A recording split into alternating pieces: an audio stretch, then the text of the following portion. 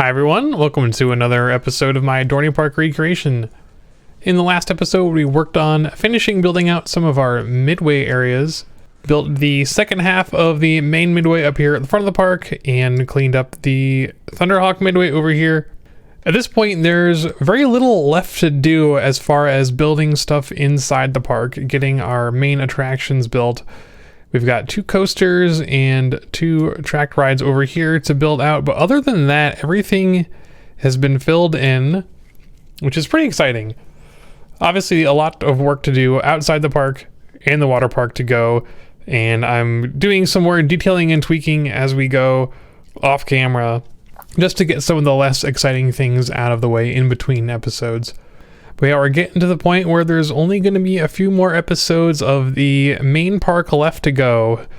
For today's episode, I think I want to focus on Talon up here at the front of the park, since this is where we were working last time. Since we built some midway buildings over here, I feel like they kind of are intruding on the Talon footprint area. So before I build any more around here, I'd like to get Talon finalized and put in here so that we're not going to have any more issues with things being in the way. This is going to be a bit of a tricky one too, because Talon is definitely the coaster I have built the least. I did one rough draft of it way back in episode 1. Put it here, and I haven't really touched it since. All the other coasters I've built out at least once or twice more before we put in the final versions. And Talon also has a relatively complex layout, so I want to spend as much time as I need to in here getting the layout finalized, making it look good. Trying to take up the space in here in a way that makes sense with all the other stuff that's around it. Hopefully it won't be too complicated. We might have some issues with some of this diagonal track over here at the end, because it doesn't quite go at such a 45-degree angle in real life. And I think this turnaround is in the wrong place too, this little loopy bit here.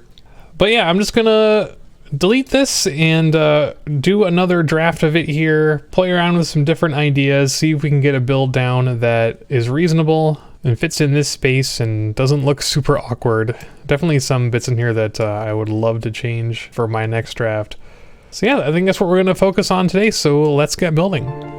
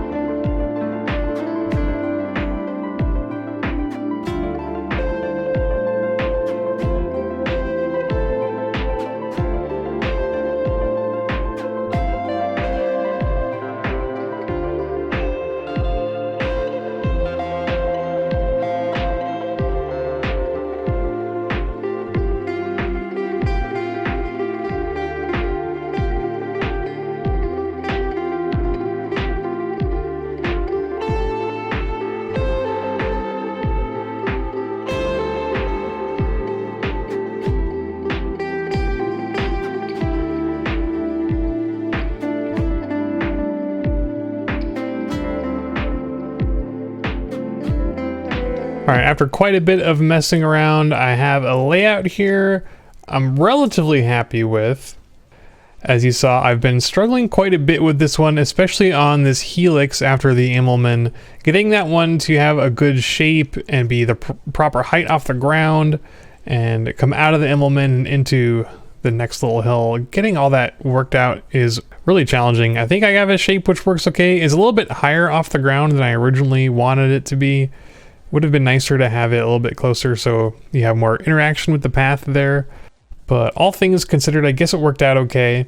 As I mentioned before, some other weird concessions we have to make here, like the corkscrew. We only have the tiny corkscrews available on the invert. Can't fake this one with the LAM track like we can with the normal sit-down B&M track. So it looks a little bit awkward here, but I think it's going to work out okay. One other thing I was really hoping for was that by the time I recorded this episode, we would have the diagonal brakes merged in, and I'll be able to use those on Hydra, but unfortunately they haven't been added to the game yet, so we're going to have to make do with regular brakes here, and then we'll have to just have a fake block section here for where our maintenance stuff is going to be. But with enough straight track here, which we did not have in the original draft, the trains don't just breeze through this last turn into the station, which is actually pretty good. Means that the stats will be decent so the peeps will actually ride it. Again, not that that matters, but I want to make sure that it looks decent, and part of looking decent is making sure that the trains aren't going too fast. So I think we're going to call this good for our layout. As we go forward with decorating, I might come up with a couple other ideas of tweaking it, but I think for now we're going to stick with this. Still a couple areas I'm not super pleased with. The line of sight here is a bit messy with all the different track interactions going on over here. But I think that's just what we're going to have to deal with. It looks bad from pretty much every angle, except maybe this one. But considering the layout we have to work with, this might be the best we can do. And after we get some supports built in here, clean all that stuff up a little bit. Once you get rid of the in-game supports, we'll add some ones of our own here. I think it'll look a little bit decent. So yeah, like I said, next steps, we're gonna build our station, our supports, get our queue in here, see if we can open it up to some peeps. All that nice infrastructure and decoration.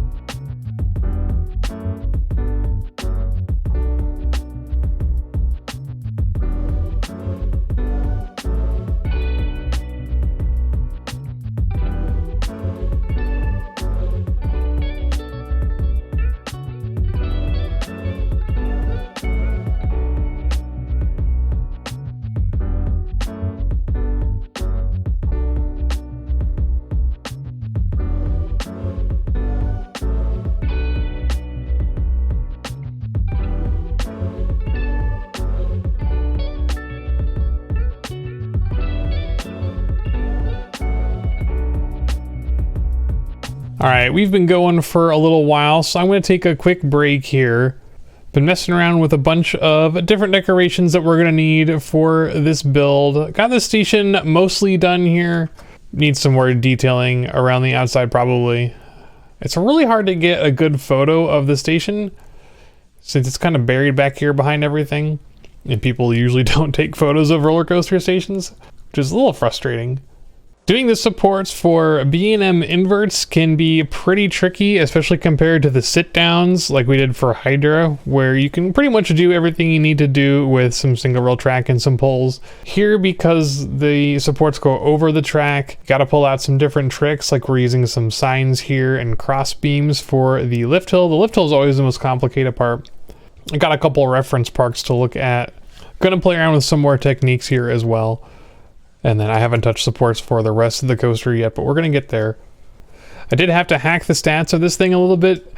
I needed to get the track going under the lift hill and not intersecting with the supports I just built, which meant that this corkscrew here, it takes really fast. So our lateral Gs are a bit high and our intensity is therefore a bit high. So I hacked it to make the intensity a little bit lower, just so peeps would ride it. It looks like it's not going through the corkscrew too fast, and in real life, the corkscrew is a lot bigger than this, so it wouldn't be an issue otherwise, but you know, that's just what we have to do with Roller Coaster Tycoon. Anyway, got some more work to do over here. Obviously, there's lots of trees and supports and some more details in the path, fencing, all that good stuff. And just gonna keep cracking away at it.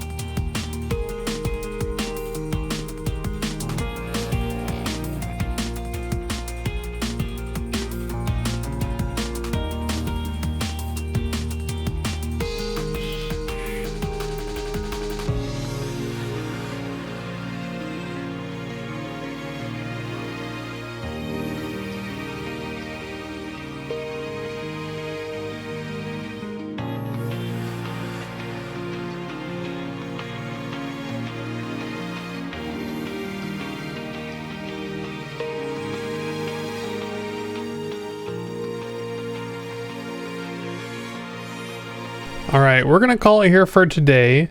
Like I said before, you can get pretty detailed with the supports for B&M inverts. I've got a couple example parks to work from, but I haven't done a ton of it myself. But, you know, a liberal application of poles and single rail track for a lot of these supports does go a long way. There's still a little bit of work left to do. I don't have the vertical loop here supported at all. That's one thing that's pretty difficult to do with NCSO, so I need to look up some more examples and play around with this. I'll do a little bit of work off camera to see if I can get a good example for that. Other than that, though, this area is looking okay. It's not a hugely decorated coaster in general. I just got some trees around kind of a dirt lot. But it does have a very vibrant color scheme that makes the coaster pop, especially with the nice red station.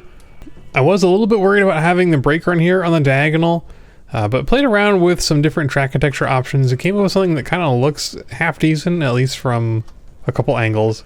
So I might play around with that a little bit more off camera as well to see if I can get that cleaned up a little bit, but I'm not super unhappy with it so far.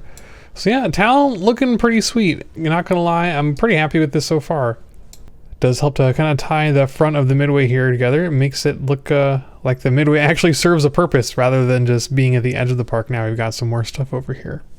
But anyway, that's going to do it for me for today. Like I said last time, not a whole lot left to do in the park. We've got the River Rapids and Train over here and then Steel Force left to do. And that's going to almost do it for the main park, aside from the usual detailing and edges and things. And then we got some water park to do up here. I guess we're going to get to start that pretty soon. So anyway, I hope you enjoyed this episode and I will see you next time. Thanks for watching.